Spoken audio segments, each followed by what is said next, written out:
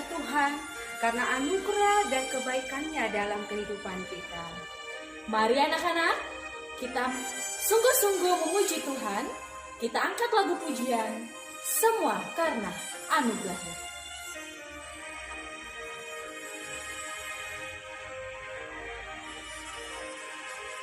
Bukan karena kebaikanmu, bukan karena fasilitasmu, bukan karena kekayaanmu, kau dipilih, kau dipanggilnya, bukan karena kelebihanmu, bukan karena baik rupamu, bukan karena kecakapanmu, kau dipanggil, kau dipakainya. Bila engkau dapat, itu karenanya. Bila engkau punya semua daripadanya, semua karena anugerah-Nya diberikannya pada kita. Semua anugerah-Nya bagi kita bila kita dipakainya.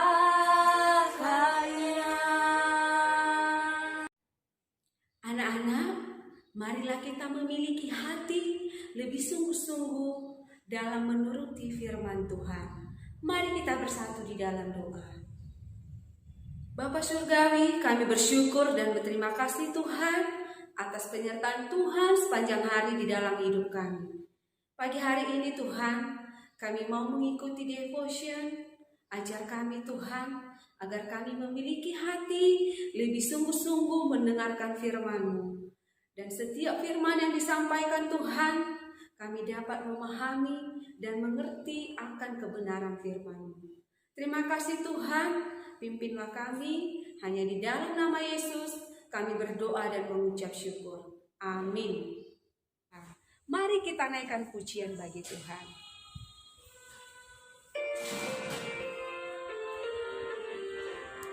Tuhan Yesus, aku berjanji jadi murid-Mu yang setia, rajin berdoa, baca Alkitab, selalu bersaksi bagi-Mu.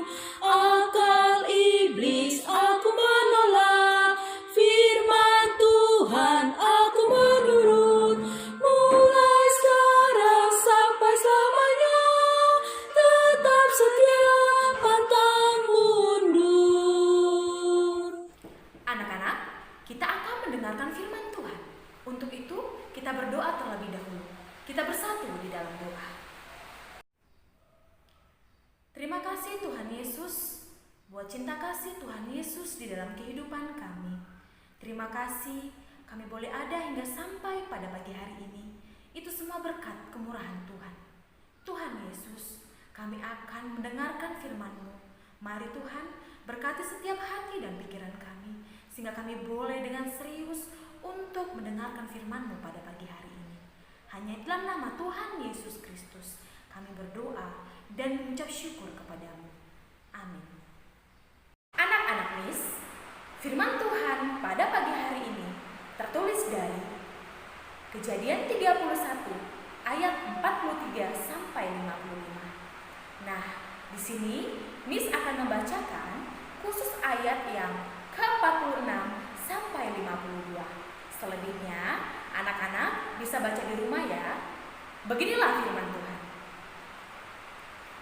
Selanjutnya, Berkatalah Yakub kepada sanak saudaranya, "Kumpulkanlah batu." Maka mereka mengambil batu dan membuat timbunan. Lalu makanlah mereka di sana di dekat timbunan itu. Laban menamai timbunan batu itu Yegar Sahadutah, tetapi Yakub menamainya Galed. Lalu kata Laban, "Timbunan batu inilah pada hari ini menjadi kesaksian antara aku dan engkau." Itulah sebabnya timbunan itu dinamainya Galed dan juga Mispa, sebab katanya, "Tuhan kiranya berjaga-jaga antara aku dan engkau apabila kita berjauhan. Jika engkau mengaibkan anak-anakku dan jika engkau mengambil istri lain di samping anak-anakku itu, ingatlah, walaupun tidak ada orang dekat kita, Allah juga yang menjadi saksi antara aku dan engkau." Selanjutnya kata Laban kepada Yakub, "Inilah timbunan batu dan inilah tugu yang kudirikan antara aku dan engkau. Timbunan batu dan tubuh inilah menjadi kesaksian bahwa aku tidak akan melewati timbunan batu ini mendapatkan engkau, dan bahwa engkau pun tidak akan melewati timbunan batu dan tubuh ini mendapatkan aku dengan berniat jahat." Anak-anak, tema firman Tuhan pada pagi hari ini, tepati janji. Anak-anak Miss, apakah kamu pernah membuat sebuah janji? Atau pernah menerima janji? Kepada siapa kamu pernah berjanji? Atau dari siapa kamu pernah menerima janji? Bagaimana rasanya jika orang yang berjanji itu tidak menepati janjinya kepada kamu? Atau bagaimana perasaan temanmu ketika engkau tidak menepati janjimu kepadanya? Banyak orang begitu mudah berjanji, mengobrol janji, tapi semua hanya omong kosong. Tidak satu pun yang ditepati. Anak-anakku, apa sih sebenarnya janji itu? Janji adalah ucapan yang menyatakan kesediaan dan kesanggupan untuk berbuat sesuatu. Misalnya, hendak memberi atau menolong, berjanji untuk datang bertemu, atau yang lain. Janji juga bisa merupakan persetujuan antara dua pihak. Masing-masing pihak menyatakan kesediaan dan kesanggupan untuk berbuat atau tidak berbuat sesuatu. Kisah ini dimulai dengan Laban, sang paman dengan Yakub sang menantunya. Laban akan berpisah dengan anak-anaknya yang menjadi istri dari Yakub. Sebuah perpisahan yang mengharukan anak-anak, karena bukan perpisahan yang sementara, tapi untuk waktu yang panjang. Laban tentu saja berat melepas anak-anaknya beserta cucu-cucunya, yang mana selama ini tinggal bersamanya.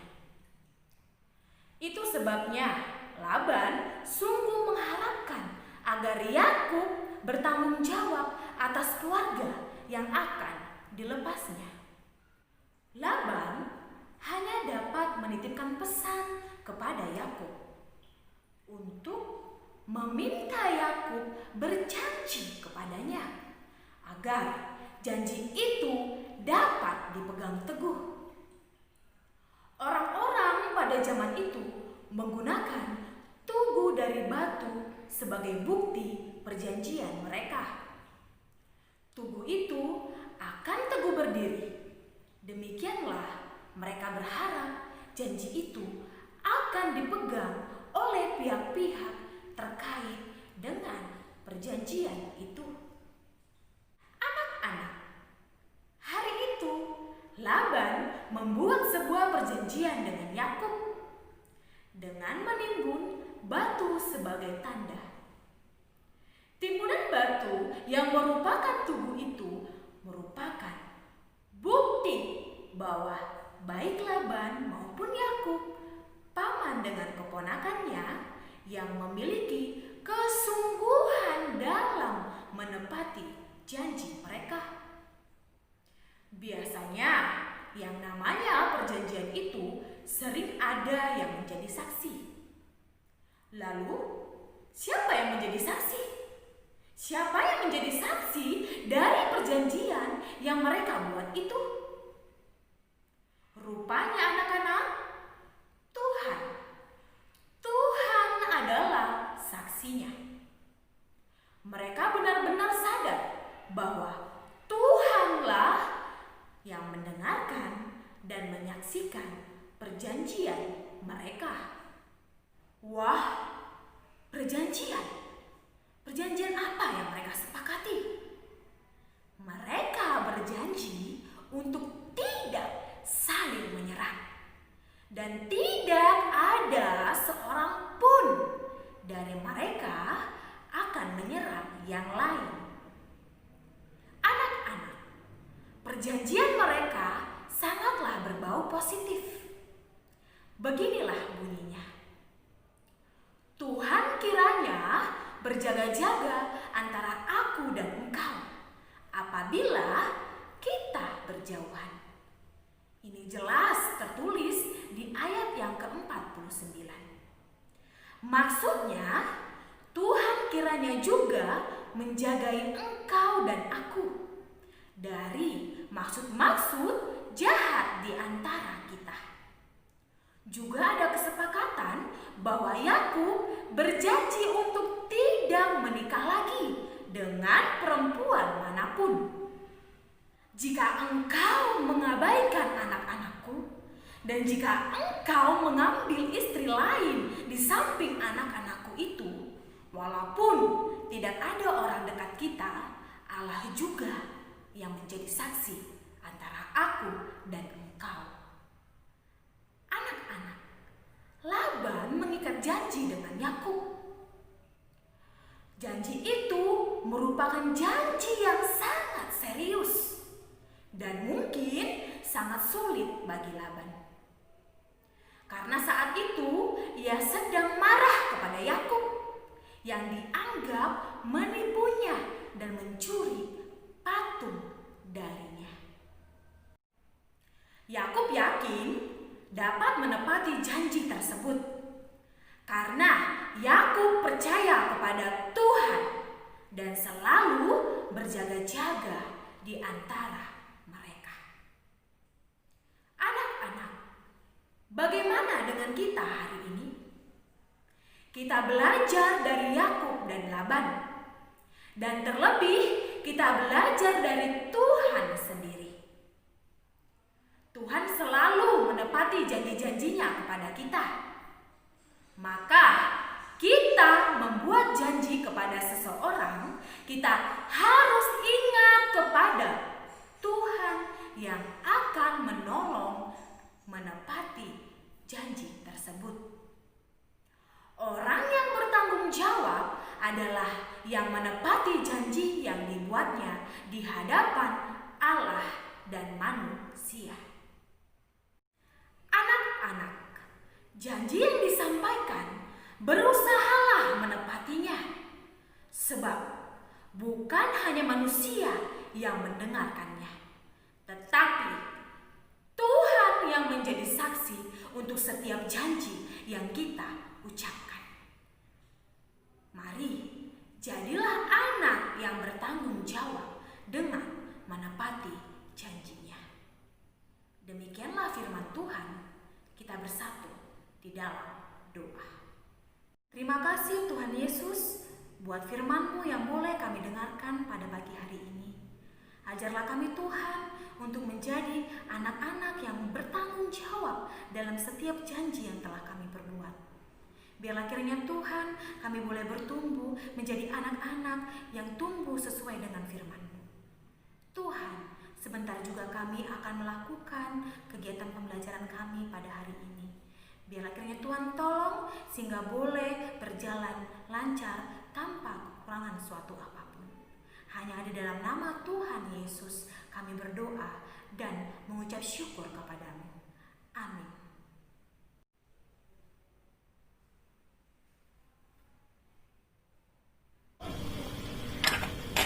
Teman-teman, marilah kita ucapkan ayat hafalan kita hari ini dari Ibrani 4 ayat 13. Dan tidak ada satupun yang tersembunyi di hadapannya, sebab segala sesuatu telanjang dan terbuka di depan mata Dia yang kepadanya kita harus memberikan pertanggungan jawab.